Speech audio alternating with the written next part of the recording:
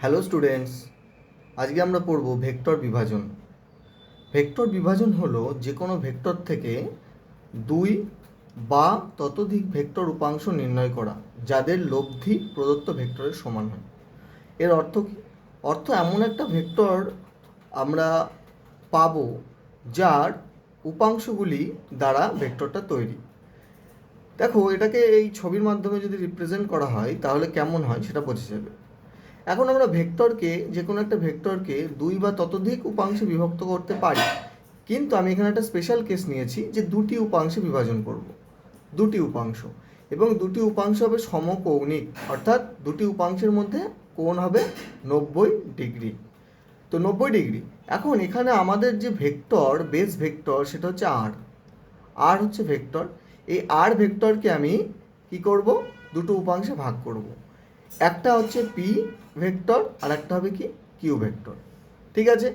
অর্থাৎ আর এর যে দুটো উপাংশ পি আর কিউ, এরা পরস্পরের মধ্যে কত ডিগ্রি কোণ করে থাকবে? 90 ডিগ্রি। ওই জন্যই বলা হয় যে সমকৌণিক বিভাজন। দেখো এবার এখানে ও এ সমান কত? P vector. আর ও বি সমান কত? Q vector. বোঝা গেল? আর ওসি হচ্ছে তোমার আর ভেক্টর। তাহলে এগুলো ভেক্টর। এখন আমি ধরে নিয়েছি যে ও এর সঙ্গে, অর্থাৎ পি ভেক্টরের সঙ্গে আর ভেক্টর আলফা কোণ করে আছে। তাহলে দেখ, এখান থেকে আমরা দুটো অ্যাঙ্গেল পেতে পারি। একটা হচ্ছে সাইন আলফা আর একটা হচ্ছে কজ আলফা। দেখো, এখানে আর এর মান জানা, ঠিক আছে, আলফার মান জানা আছে। আর এর মান আর আলফার মান জানা আছে, কিন্তু আমার পি আর কিউ এর মান কিন্তু জানা নেই, কারণ এটা আমরা তৈরি করছি। পি ভেক্টর এবং কিউ ভেক্টর হচ্ছে উপাংশ। কার উপাংশ? আর এর উপাংশ। আর এর উপাংশ। তাহলে দেখো, সাইন আলফা সমান কি?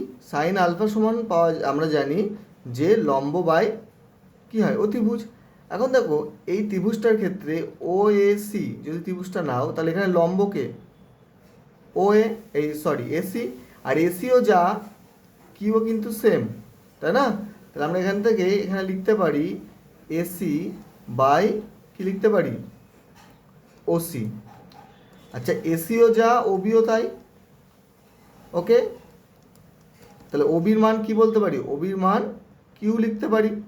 যদি মড ভ্যালু দাও ওবির মড, তাহলে কিউ হবে, mod Q, mod Q vector. আর ওসি সমান কি?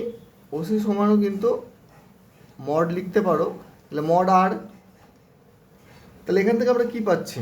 এখান থেকে আমরা পাচ্ছি যে, এক মিনিট, এটা মুছে দিই। তাহলে দেখো, এখান থেকে পাচ্ছি যে কিউ এর ভ্যালু, কিউ ভেক্টরের ভ্যালু বা উপাংশের ভ্যালু আর সাইন আলফা।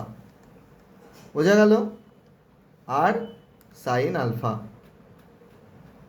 তাহলে এটা তোমাদের নোট ডাউন করতে হবে যে আর আলফার মান জানা থাকলে কিউ এর মান জানা যায়। ঠিক আছে?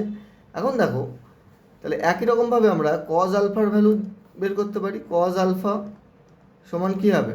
ভূমি বাই অতিভুজ, অর্থাৎ ভূমি এখানে কে? ও এ, আর অতিভুজ কি? ও সি। ও এর সমান কি? Mod P. এই যে ও এর মড যদি নাও তাহলে পি, আর ও সি সমান মড আর। তাহলে এখান থেকে দেখো কী পাচ্ছ? পি ভেক্টর এর মড কত পাচ্ছ?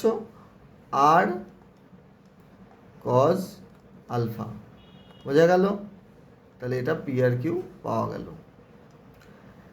এখন দেখো, আমরা তো পি ভেক্টর সমান পেলাম যে পি এর মড হচ্ছে তোমার আর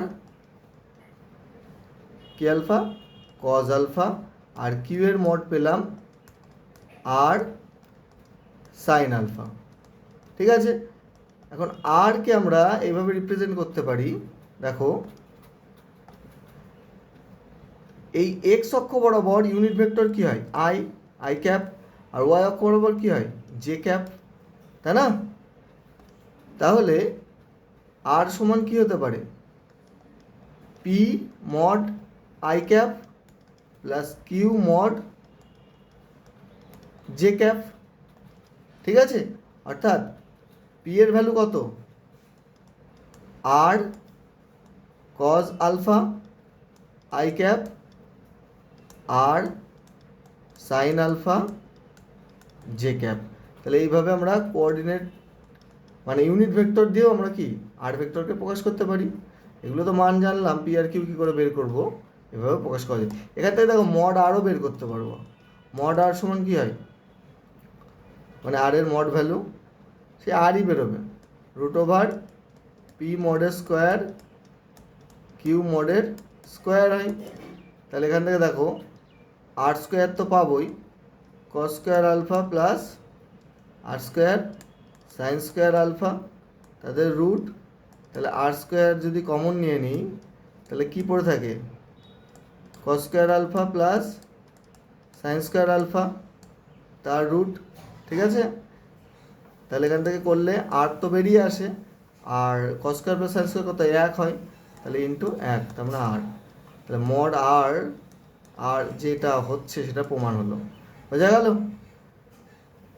তো আশা করি বুঝতে পেরেছো কীভাবে আমরা দুটি উপাংশের ভেক্টরের সমকৌণিক বিভাজন করতে পারি। সমকৌণিক মানে আবার বলছি, যেহেতু আমরা এটা এখানে অ্যাঙ্গেলটা কত দিয়েছি 90 ডিগ্রি, একটা ভেক্টরকে দুটো উপাংশে বিভাজন করা যায় এইভাবে। ওকে, তো দেখা হবে নেক্সট ভিডিওতে নতুন কিছু নিয়ে।